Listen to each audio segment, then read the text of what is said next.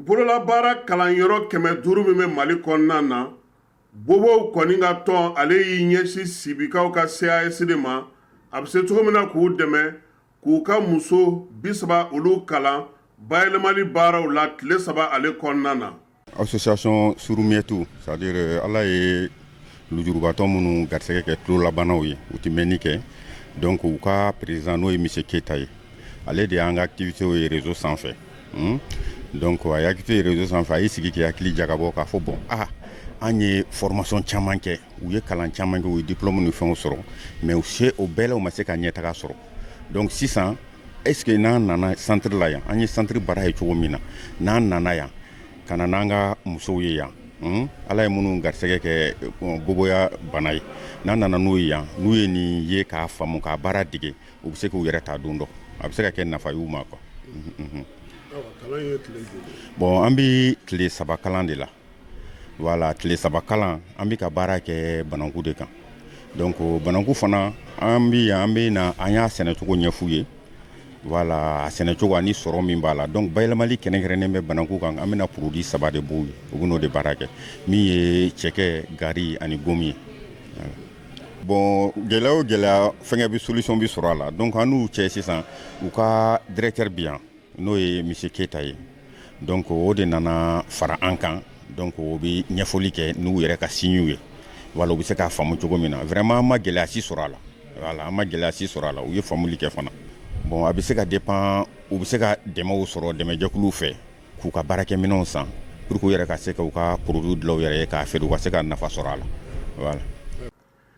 Tile 3 baara in ale bɛ tali kɛ bayɛlɛmali min na o ye bananku ye k'a yɛlɛma k'a kɛ cɛkɛ ye, gari ale ni gomi. Nin bɛɛ lajɛlen bɛ kɛ maa min ka yamaruya kɔnɔna na, o ye muso ye min bɛ CAS kalanw bɛɛ lajɛlen kɔkɔrɔma dondo ka musow dege bayɛlɛmali kɛcogo ɲuman na. Ɲɔgɔn fɛ u y'a faamuya, an y'a ɲɛf'u ye cogo cogo u y'a kɛ ten.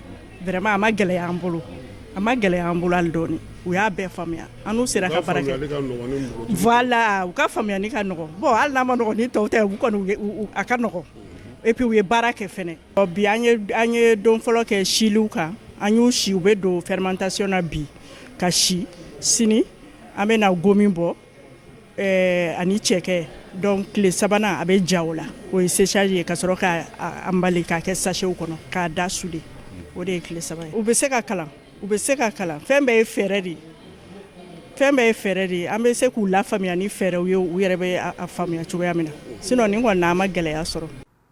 Nin kalansen kɛra tare ye, sabula kalan bɛ ka kɛ yɔrɔ min na, kalankɛminɛnw ani baaraw kɛcogo o kɛra nisɔndiyaba ye Bobow ka tɔn ɲɛmaa bolo, ale yɛrɛ y'a ka nimisiwasa jira kosɛbɛ.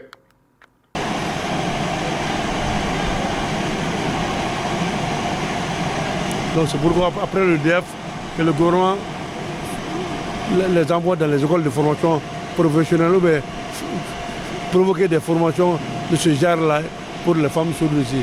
Comme ça, elles seront autonomes ici.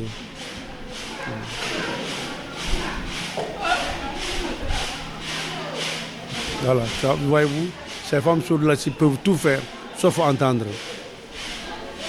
Elles sont comme les autres femmes. Elles sont en train d'apprendre à faire, à checker, garer, gomme, etc. ici. C'est facile, c'est pratique ici.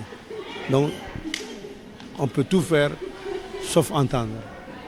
Voilà. C'est sa conclusion. Voilà. Après cette formation ici, tant qu'elles ont le matériel ici, elles peuvent facilement travailler à leur propre compte ici. Merci beaucoup. CAS kɔni bɛ a ka baara hukumu de kɔnɔna na, yaasa ka se ka musolakaw olu dɛmɛ, u yɛrɛ ka k'u yɛrɛ ma jigi ye, ka baaraw kɛ u kunna, min na u bɛ se ka bolomayɛlɛma kɛ ka dɔ sɔrɔ u yɛrɛ ye, k'a sɔrɔ u ma siri maa la. Min ye coordinateur national ye CAS tɔgɔ la, Sala Babi, ale ka kuma lasew ye tali kɛ o la. N'u sera ma ni an balimakɛ Bala Keita, o m'u ka ɲɛmɔgɔ fɔlɔfɔlɔ ye, ka n'a fɔ ko vraiment ale ye ko min y'an baara, ale ye ko min an kan ale bɛ fɛ an ka n'u ka musow ka jɛ n'u bɛ fana bɛ se k'u dege sinon u kalanna u ye fɛn caman kɛ ninnu ka don adamadenya ba kɔnɔ baara la mɔgɔw fɛ a ka gɛlɛn jamana yɛrɛ faamuyali jamanadenw ka faamuyali kɛcogo don u tɛ se ka taa service la ka baara kɛ n'i ko k'u bɛ baara wɛrɛ dege u la a bɛ gɛlɛya mais u bɛ baara min ye k'a kɛ n'u bɛ sɔngɔ sɔrɔ a la o ye nin de ye u nana ye ko nin de bɛ se k'u ka adamadenya sabati u bolo an fana ye fana an bɛ se k'u dɛmɛ a sira kan o de ye sɔgɔmaden na u nana u bɛna tile 3 kan baara k'u dege suma bayɛlɛma la u ni fɛn fɛn ni nafa bɛ se ka k'a la sɛnɛ ta sira la o ni sɛnɛdenw bayɛlɛmani la o n'a jagocogo o n'a maracogo la an b'u dege a la a ma ban an y'a ŋaniya ta ninnu nana u yɛrɛ nana vraiment u nana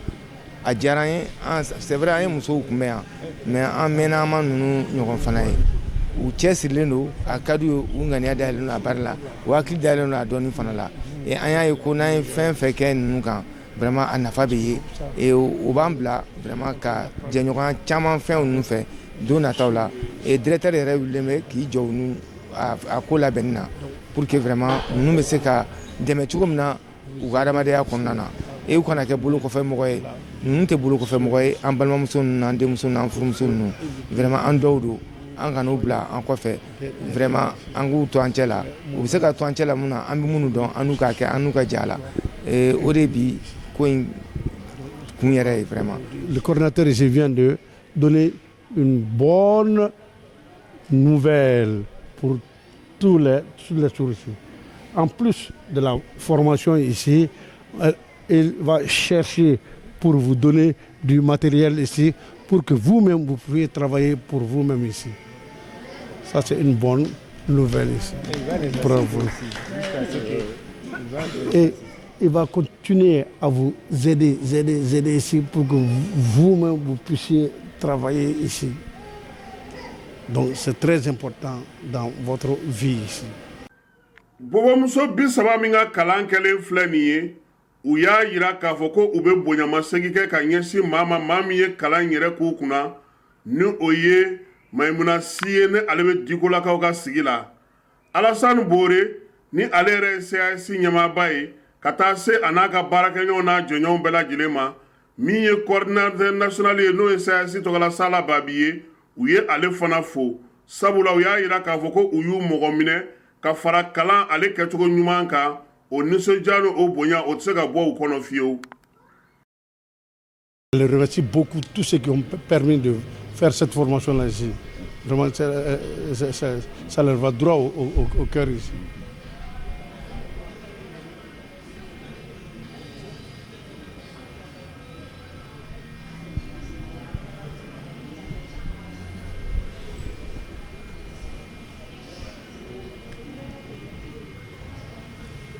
Quand elle était Bamako ici, elle avait un peu peur de la formation ici. Dès leur arrivée ici, l'accueil, tout est parfait ici. Tout le monde s'est occupé d'eux ici. Donc elle est très très contente ici. Au nom des femmes sourdes ici, elle vous remercie beaucoup ici.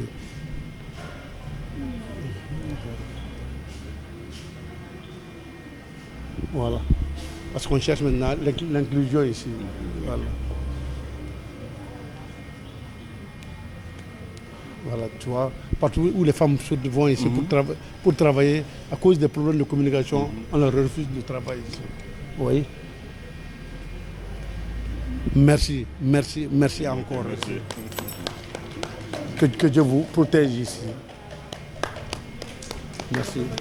Nin kalan min sigira sen kan a bɛ tali kɛ min ye CAS yɛrɛ n'o ye Sibikaw ka kalanyɔrɔ in ye ale ka taabolobaw la musolakaw k'olu dɛmɛ yaasa u ka se ka baara kɛ u yɛrɛ u kana dulon maa la wa min ye bobomusow ye nin y'a kun fɔlɔ ye a tɛna danni ma sabula min ye baara kɛcogo fɔlɔ ye o kɛra wasa kɔnɔna na.